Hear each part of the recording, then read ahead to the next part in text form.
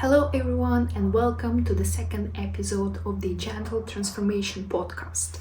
Today, I want to share my personal story of my relationship with food, my relationship with myself, first of all, and the turning point where I decided that I no longer want to fight my body, fight myself, fight food, and I want to come to peace with myself, love with myself, and still transform in a different way, transform in a soft and a gentle way.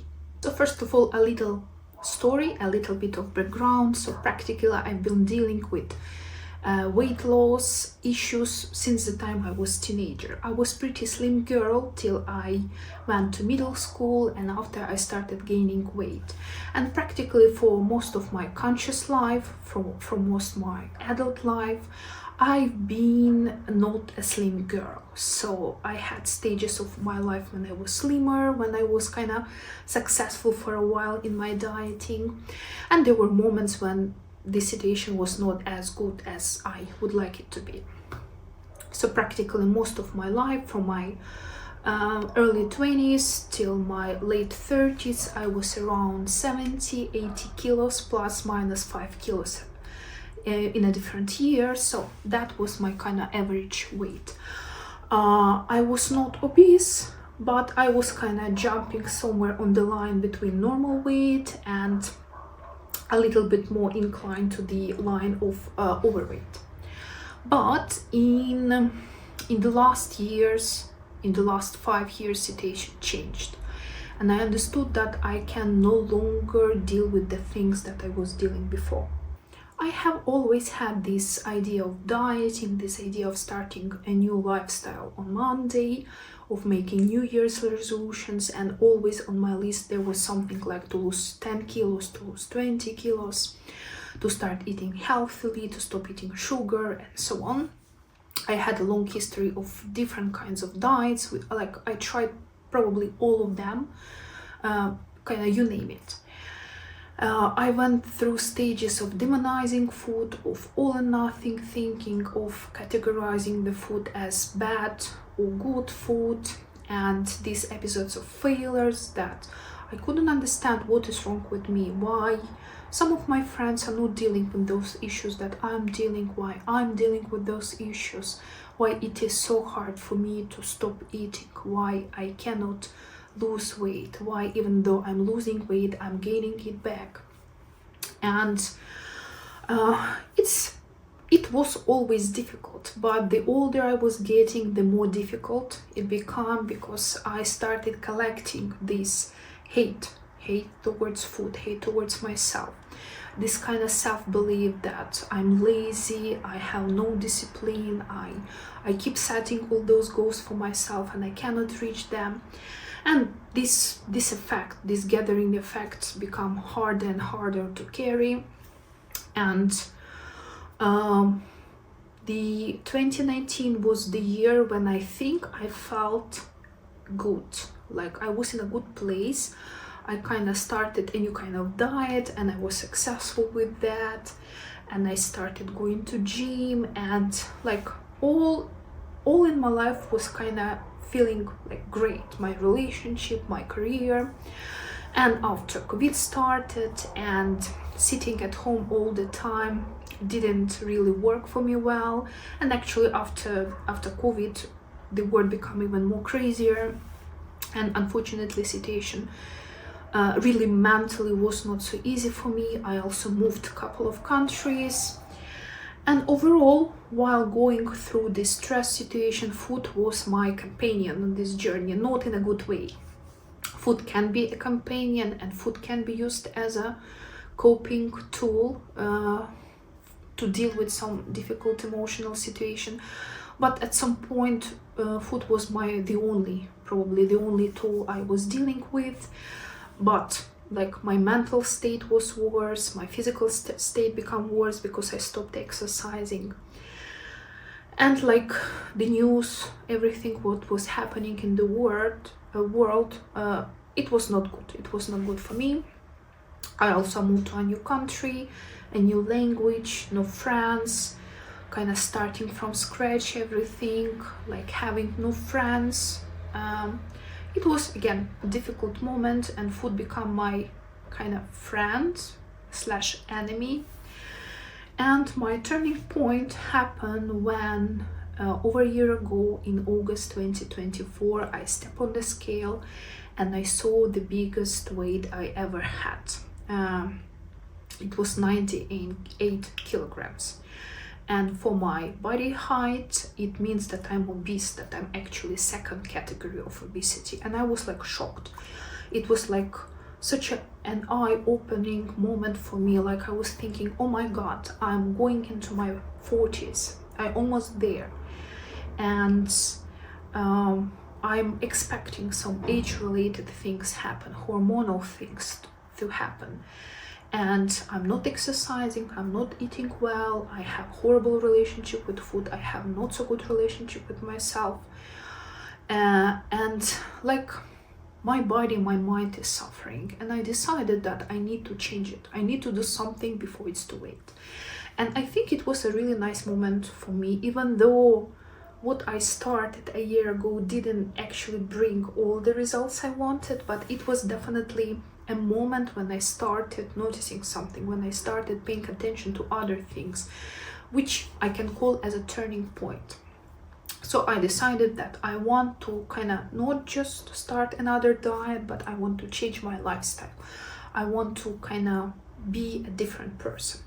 And I came across these ideas of identity-based goals and how you can start behaving as the person you would like to become and kind of in that way change your life. I found those ideas very motivating. I was reading lots of books on that. I was watching some scientific lectures, psychological lectures about that, and I felt pretty good. At the same time, I started walking, and since that time, probably it's the best tool for me. And I told already that walking for me, it's not just my physical activity tool, which is still is of course, but it's mostly my mental tool, because when I'm walking, this is like my mental exercise, when I can relax, when I can have me time, when I can talk to myself, when I can have a quality time with myself. And even though a lot of other habits that I started in August 2024, they didn't stay with me, the walking habit, it was something that stayed with me for over a year. And I'm so grateful to myself that in August 2024, again, I found strength in me to start walking. I was feeling horrible physically and mentally. I couldn't climb stairs. I was mostly sitting because of my job. I had a sedentary work. I still do. I wasn't leaving my home that much because I work from home. I had difficult emotional moments because of the news, and like I was feeling not good, not mentally, not physically, and both of these states affect each other. So because I was so weak physically, I kept blaming myself that look at yourself, you cannot even climb stairs, you just walk a couple of minutes and you're out of breath, like what's gonna happen in the future with this tempo. And at the same time, I was mentally not good, so I couldn't push myself to do any kind of other activities. I couldn't push myself to go to gym or something. I didn't have power to do so. So it was like a circle. I was keep pushing myself in my mind that I need to do something and calling myself lazy and calling myself names because I didn't do anything. But at the same time, I couldn't do anything because I was blaming myself so much that at that time I only had power to deal with this negative self-talk. So I didn't have any energy left for any physical activity or for anything else. So walking was the first thing that I started doing. I started very slow. I was walking just a couple of minutes per day. For a while, I increased it to 5,000 steps, after 10,000 steps, after 13,000 steps, and I still walking 13,000 steps a day. I don't know why 13. I kind of just like this number. For a while, I had a challenge for me, and I was walking 20,000 steps a day for almost 2 months. And it worked well for me. Just because it was a bit time consuming, I gave up on that idea because I felt that if I keep forcing myself to do 20,000 steps, I will stop walking at all because it seems like a bit challenging for me. So I'm still staying with 13,000 steps, and it works for me really well for like over a year. Again, mostly it's definitely my mental tool. And at the same time, I decided that I want to start counting calories. I want to start paying attention to my macros and actually start losing weight, because the state I am right now, it's not so healthy, obviously. And I was pretty successful for the 2 first months. I was paying attention to my calories, and I need to tell that I do have binge eating episodes and emotional eating episodes. And I know for many people, counting calories, it's something that triggers those episodes. In my case, just putting all those data into online calculator and counting calories doesn't really trigger it. My issues with those episodes, it's restriction. Once I tell myself that I cannot eat something, it's kind of my rebel inside tells, okay, then you will eat that. So that's a different story, not for today's episode. So I started with counting calories, and it worked for me, and sometimes I still going to this tool in order to understand where I am right now. But again, for me, it's not a triggering tool for binge eating episodes or emotional eating episodes. My triggers are a little bit different. And I was successful. I lost like almost 10 kilos. And for 2 months, and I was very happy. I felt that I'm finally progressing. At the same time, again, I was walking. I was starting feeling physically better. I felt that my legs getting stronger. I felt that I'm not so out of breath when I'm walking. I was feeling really, really good till we came to November last year. And the end of November, December, winter holidays, lots of food. I went to visit my family. I again got a bit emotional. And I decided, okay, this is family time, this is holiday time. I want to relax. I'm kind of tired of all those dieting and exercises, so I want to relax. Luckily, I still continue walking. I didn't give up that habit, but I kind of stopped following my routines in terms of food that I'm eating. And I don't know, it got out of control. I started having horrible binge eating episodes, emotional eating episodes, and it was like really, really bad. Like, it was like the situation is out of my control. It's like I cannot control, like my body doing something and my brain is just switching off, and I'm aware of the situation only like when it's over, and I have like stomach pain and heaviness and everything. So I understood something is obviously wrong. Again, I started reading, I started searching for some help, but it felt like nothing is working. And again, I felt that I'm not only going back, but I'm actually going into a worse and darker place. Not in terms of all the decisions I made at that time, but like it felt like that. So I decided that again, new year, and I will start again a new page of my life on the 1st of January 2025. So we had, I visited with my husband party, New Year party. We had nice celebration. I ate lots of different food, and you know, it was all kind of heavy and greasy, and we had champagne. So we ate till late in the night, obviously.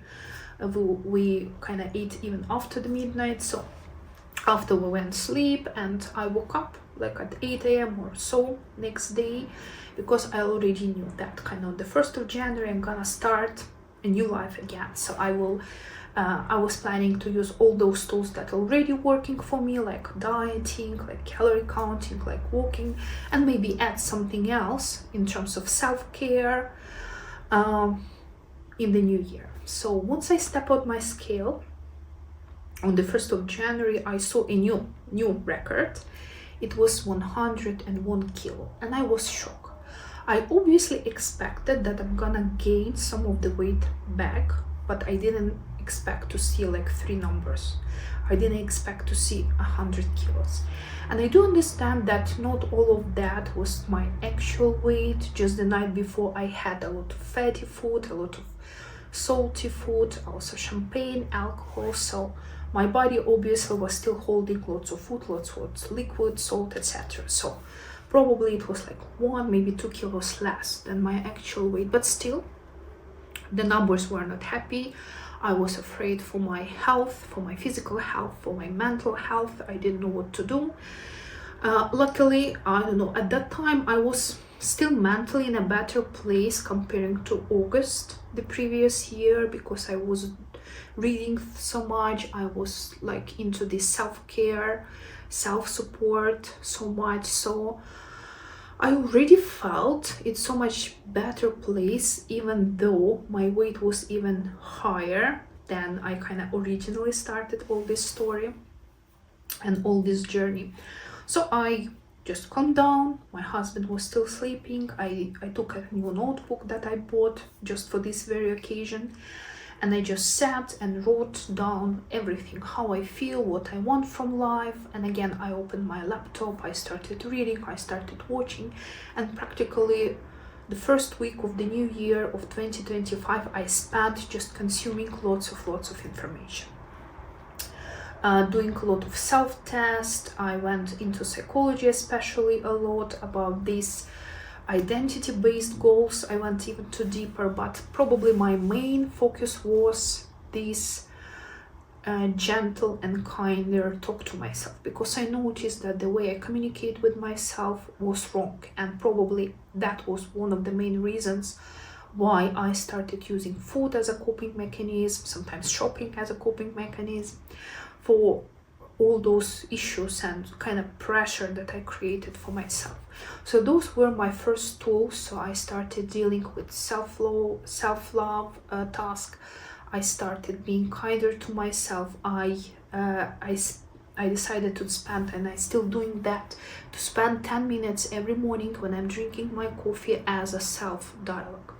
And I have a special mug. So when I'm just drinking coffee, like normal coffee, I'm using different mugs. But once I'm drinking my coffee or tea, and I know that it will be a quiet time when I'm alone, and I will have a gentle self-talk, I even have a special mug for that purpose. And there is science behind that. This is something which is called anchors. So this is like a physical object that you use in order to connect this physical object to desired activity or goal or identity. So it serves as a reminder. So every time I take that mug into my hands and pouring coffee there and drinking my coffee, I know, my brain already knows that this is a time, me time. This is the time when I'm gonna have a nice, gentle and soft self-talk. Again, there are so many tools that I also would like to share in this podcast, because I think they're really great and they really help me a lot. So those were my first steps, and for a couple of months till summer I was dealing with them. And after I decided to go into deeper again into goal settings, I always liked the topic of goal settings, and I've been always setting goals for myself. But again, this time I decided to do it a little bit different. And what I understood, that the way I want to change not just long term, but actually I want to become a different person. And this idea came from this identity-based approach. But at the same time, I don't want to be harsh to myself. I want to do it soft. Hence the name of this podcast, the gentle transformation. So I want to transform gently, with love, with kindness to myself, first of all. And I understood that it may take time, and I should be ready for that, that it's not gonna be like 1-2 months goal. It's gonna be something for life, for years, especially those first steps.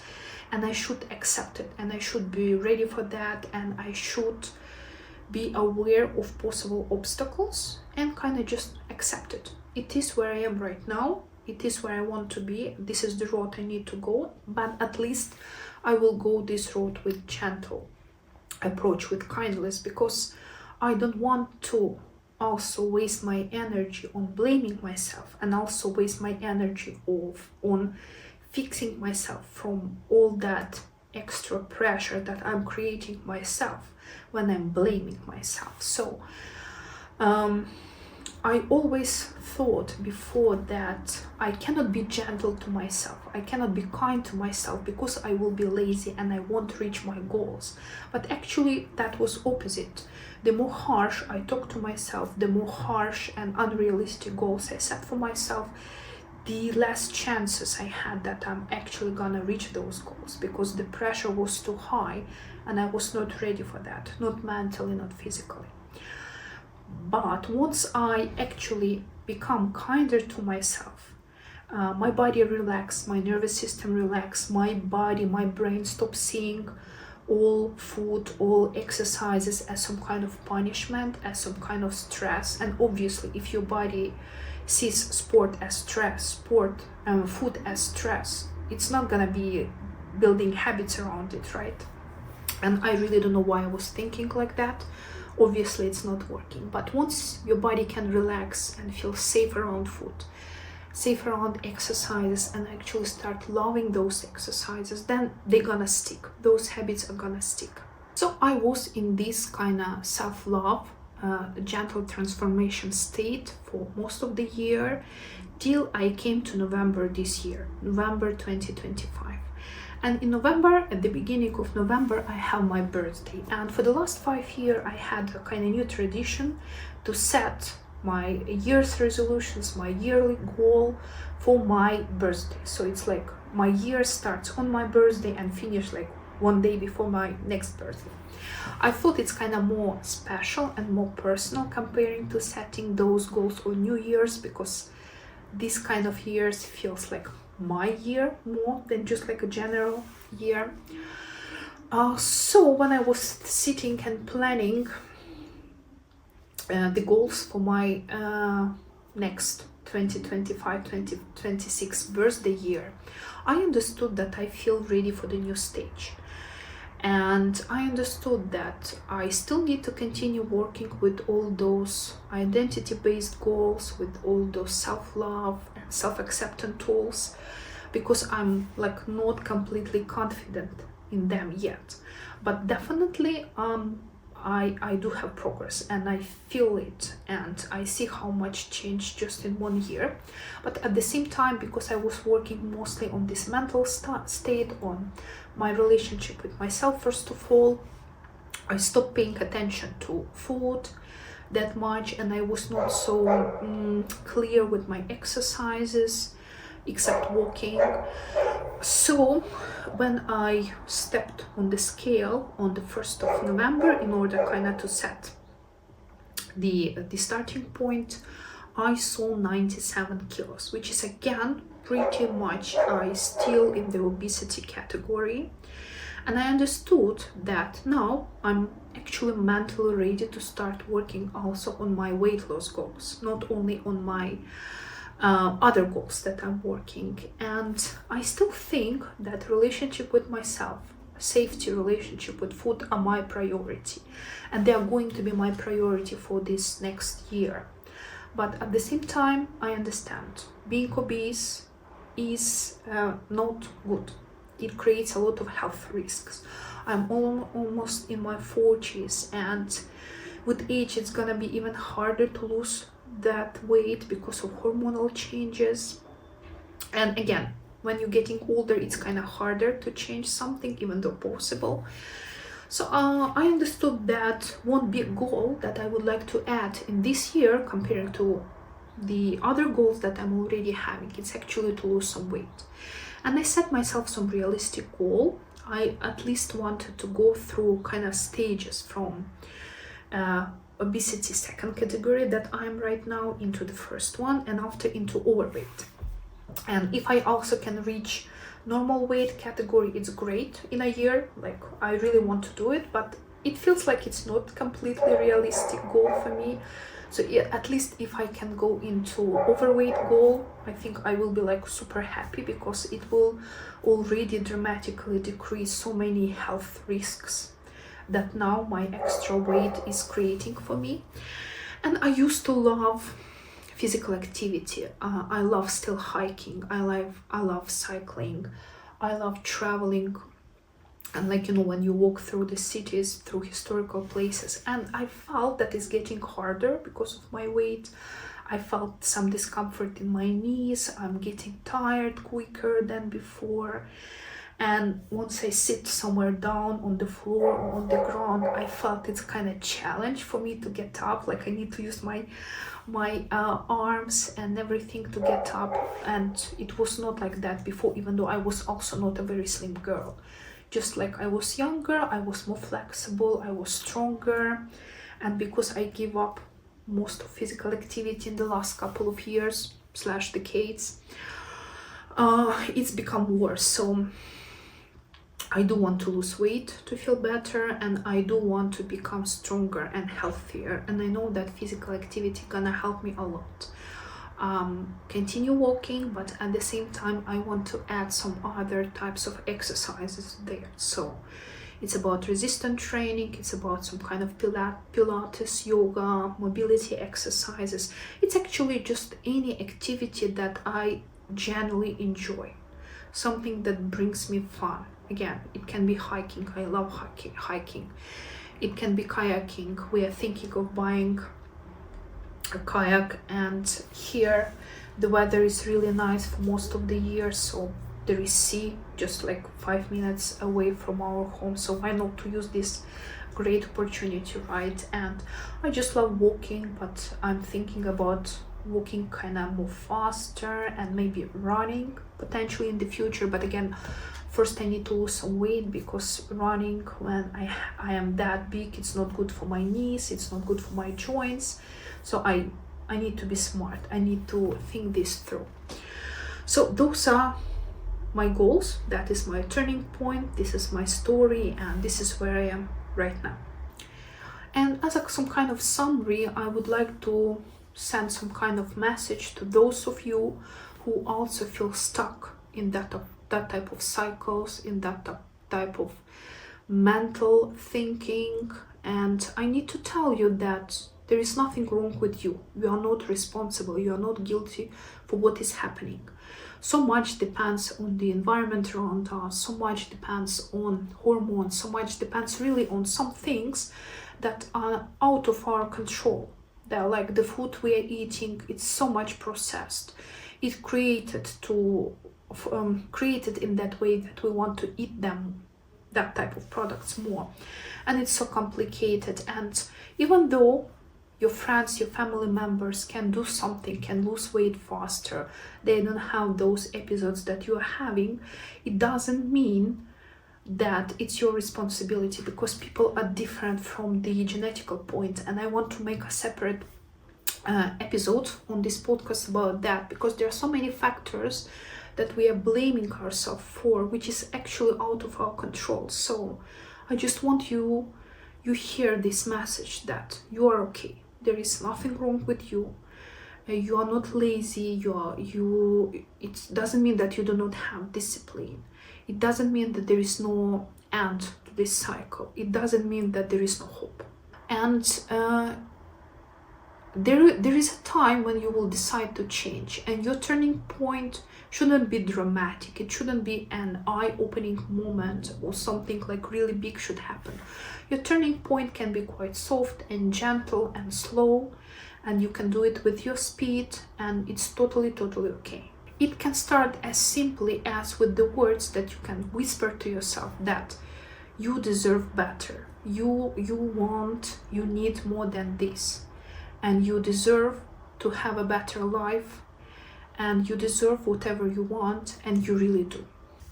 It was not so easy to share all those moments because I'm quite an introverted person, and it's not easy to share those very personal moments, those very personal struggles, but it's also very freeing.